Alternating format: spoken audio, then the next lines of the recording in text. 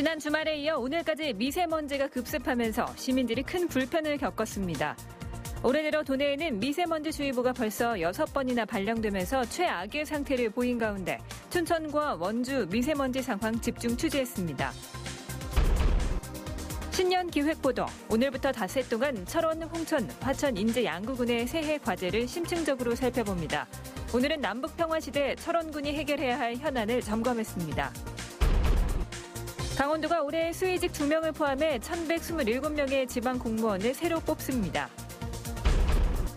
차량 번호판을 가리고 중앙고속도로를 주행한 개인 택시기사가 순찰 중인 경찰관에게 붙잡혔습니다.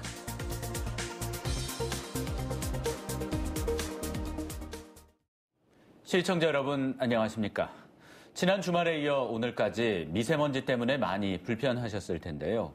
올해 들어 도내에는 미세먼지 주의보가 벌써 6번 발령되는 등 최악의 상태를 보였습니다. 다음 달 15일부터는 지자체의 미세먼지 저감 의무를 명시한 미세먼지법이 본격적으로 시행됩니다. 김상훈 기자입니다. 기온이 오르자 어김없이 미세먼지가 급습하면서 뿌연 회색 도시를 만들었습니다. 가까운 거리도 최악의 대기질에 가려 제대로 보이질 않습니다. 시민들에게 마스크는 이제 일상생활의 필수품이 됐지만 불편하기만 합니다. 참 숨 쉬는 것도 그렇고 생활하는 것도 그렇고 마스크 쓰는 게 참 제가 안경을 벗고 나왔어요. 운동을 하고 습기가 차기 때문에 마스크 쓰는 것도 불편하고 모든 게 다 불편합니다. 지난해 도내에서 발령된 미세먼지 특보는 모두 56회. 올해는 권역별로 지금까지 벌써 6차례나 미세먼지 주의보가 내려졌습니다. 청정 강원의 대기질은 서울보다도 나빴습니다. 지난해 연평균 초미세먼지 농도는 세제곱미터당 서울은 22.8 마이크로그램, 강원도는 23 마이크로그램으로 서울보다 오히려 조금 높았습니다. 지자체의 미세먼지 저감 의무를 명시한 미세먼지 특별법은 다음 달 15일부터 시행됩니다. 법이 시행되면 그동안 수도권 등 일부 지자체에서만 발령되던 고농도 미세먼지 비상 저감 조치가 도내에서도 내려집니다. 공공 부분과 민간 부분 차량 이부 제어하고 건설 공사장 그리고 대기 배출 사업장의 그 조업 시간을 단축하는 그런 조치를 시행하고자 합니다. 또 강원도는 서울, 경기, 인천 등 수도권 지자체와도 미세먼지 대응에 나설 계획입니다. 도시를 뒤덮은 미세먼지는 내일 낮부터 찬바람이 불면서 점차 해소될 것으로 보입니다. MBC 뉴스 김상훈입니다. 이번에는 올 들어 첫 초미세먼지와 미세먼지 주의보가 내려진 원주 상황을 알아봅니다. 극심한 미세먼지가 기승을 부리면서 노약자와 호흡기 질환자가 큰 불편을 겪었습니다. 황구선 기자입니다. 올해 첫 미세먼지 주의보가 내려진 영서 남부. 햇빛을 차단한 두터운 먼지층이 도심을 가득 메웠습니다. 시민들은 마스크를 착용했고 거리는 한산한 모습을 보였습니다. 눈앞에 치악산이 보이지 않을 정도입니다. 보시는 것처럼 도시 전체가 잿빛 먼지 속에 둘러싸여 있습니다. 원주 지역은 초미세먼지 농도가 131 마이크로그램, 기준치의 4배 가까이 치솟기도 했습니다. 비염이 있어가지고 더 그렇죠. 그러니까 알레르기 있는 사람은 더 그렇더라고요. 힘들고.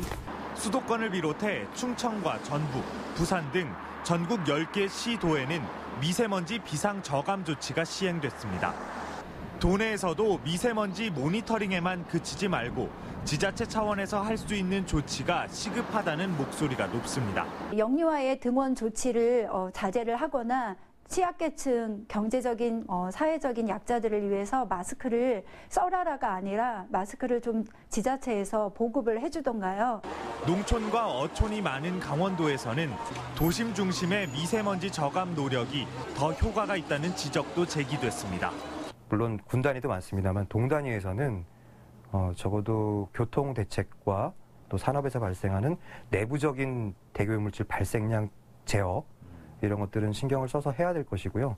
강원도는 발전소와 소각장의 운영 시간을 단축하고 도로 청소차를 하루 1회에서 2, 3회로 늘리는 등 긴급 조치를 실시하겠다고 밝혔습니다.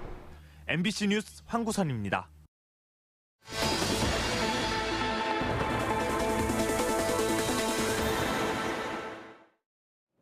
신년 기획보도, 오늘부터 닷새 동안 철원, 홍천, 화천, 인제 양구군의 새해 과제를 심도 있게 살펴봅니다. 오늘은 그 첫 번째 시간으로 철원군 편입니다. 남북 평화 분위기 속 가장 큰 수혜자 중 하나가 바로 철원이 아닐까 하는 분들도 많으실 텐데요. 정작 철원 주민들의 생각은 달랐습니다. 이재규 기자가 집중 취재했습니다. 지난해 11월 남과 북의 군인이 군사분계선 안에서 만났습니다. 판문점 선언에서 약속했던 공동 유해 발굴을 위해 도로 연결 약속을 한 겁니다. 남북이 전술도로를 함께 만드는 것은 1953년 정전협정 체결 이후 처음입니다. 역사적인 장면이 연출된 곳은 철원이었지만 정작 철원 주민들은 그 여파를 잘 느끼지 못하고 있습니다. 철원 평화산업단지 조성이라는 구호도 몇 년째 공연불처럼 허공에만 맴돌고 있습니다. 그런 평화산단 그 관계도 말만 해놓고 무심을 하는 게 있어요. 그리고 인구 줄지. 인구 우리가 군대 빠지는 것만 해도 한 13만 빠지거든. 국방개혁 계획에 따라 철원 지역 군부대가 다른 지역으로 이전한다고 알려지며 지역 상권 붕괴를 우려하는 목소리도 커지고 있습니다. 군부대 사격장으로 인한 피해는 고스란히 남겨놓고 부대 인원은 빼나간다면 지역 주민들이 실력 행사를 할 수밖에 없다는 주장도 나오는 실정입니다. 저희들도 좀 뭔가 다른 대책을 강구해서 실력 행사라도 해야죠. 말만 있고 실제 공사는 지지부진한 교통망 확충 문제도 시급한 과제입니다. 중앙고속도로 춘천 철원 연결, 경원선 연결, 세종 포천 고속도로의 철원 연결 등 사업은 몇 년째 말만 무성하고 성과가 없는 상태입니다. 한탄강을 관광 1번지로 만들겠다는 철원군의 계획도 아직은 계획에 불과합니다. 남북 평화 시대 제도약을 위한 최우선 과제는 해결하지 못한 위의 과제들을 올해 어떻게 풀어나가느냐가 관건이 될 전망입니다. MBC 뉴스 이재규입니다. 경북 예천군 의원들의 해외 연수 파문이 계속 커지고 있습니다. 강릉에서도 시민단체들이 의원들의 해외 연수 제도 개선을 촉구했습니다. 이용철 기자가 취재했습니다. 지난해 9월 강릉시 의원들은 관광자원화 우수사례 발굴을 명목으로 해외 연수를 다녀왔습니다. 6박 8일간 프랑스 베르사유 궁전과 에펠탑을 비롯해 이탈리아 바티칸 미술관과 콜로세움 등 유명 관광지 10곳을 돌아봤습니다. 하지만 공식 일정은 4개에 불과했고 해외 연수 보고서 작성도 허술했습니다. 이런 문제를 바로잡기 위해 시민단체들은 해외 연수 심사위원회 위원장을 시의회가 아닌 민간에서 뽑자고 제안했습니다. 또 제대로 된 심사와 시민의 알 권리를 위해 해외 연수 계획서의 제출 기준 강화를 요구했습니다. 촉박한 심사와 시민의 정보를 제한하고 있으므로 출국 30일 이전 심사위원회는 물론 시민들도 알 수 있도록 공개하도록 하는 등의 제도 개선이 필요합니다. 강릉시 의회는 오는 3월로 예정됐던 해외 연수를 잠정 보류하고 대책을 고심하고 있습니다. 또 연수 비용부터 목적과 일정 등을 홈페이지에 공개하고 주민들의 의견도 수용할 계획입니다. 시민들의 알 권리 차원에서라도 투명하고 계획적인 그런 제도가 필요하다면은 우리 의회 차원에서 강릉시만큼이라도 이런 거는 조례에 의해서 해외 연수가 되고 내실은 연수가 될 수 있게끔 노력하겠습니다. 올해 강릉시 의회 의원들의 해외 연수 예산은 지난해와 같은 6,030만 원으로 책정됐습니다. 한편 정부는 지방 의원들의 해외 연수를 재검토해야 한다는 여론이 확산되자 해외 연수 관련 규정을 전면 개선하는 방안을 검토하고 있습니다. MBC 뉴스 이용철입니다. 강원도가 올해 지방공무원 1,127명을 새로 뽑습니다. 강원도가 밝힌 2019년도 지방공무원 신규 채용 계획에 따르면 소위직 21명을 포함해 7급 23명, 8, 9급 1,052명, 연구사, 지도사 등 경력직 52명 등입니다. 기관별로는 도청이 58명, 시군 1,069명이며 지난해 당초 선발 인원보다 107명이 증가했습니다. 가장 이른 3월에 서류와 면접 시험으로 수의 7급을 선발하고 가장 많은 8, 9급 시험은 6월, 행정 7급과 경영직 채용은 10월에 시험을 치릅니다. 강원 평화경제연구소는 강원도의 육아 기본수당에 대한 비판 성명을 발표했습니다. 성명에서 강원도의 육아 기본수당이 월 30만 원으로 확정돼 4년간 강원도와 시군에서 2,380억 원을 대야 한다며 저출산 문제가 지원금으로 해결될 사안이 아니라고 주장했습니다. 아울러 이미 선행 연구를 분석해 보더라도 우리의 최근 저출산 문제는 기혼 부부들의 출산율이 낮아서가 아니라 비혼의 급증으로 심화됐다며 애초부터 잘못된 기획 사업이라고 비판했습니다. 2018 평창 동계올림픽 1주년 기념 행사인 어게인 평창이 다음 달 7일부터 17일까지 강원도 전역에서 다채롭게 펼쳐집니다.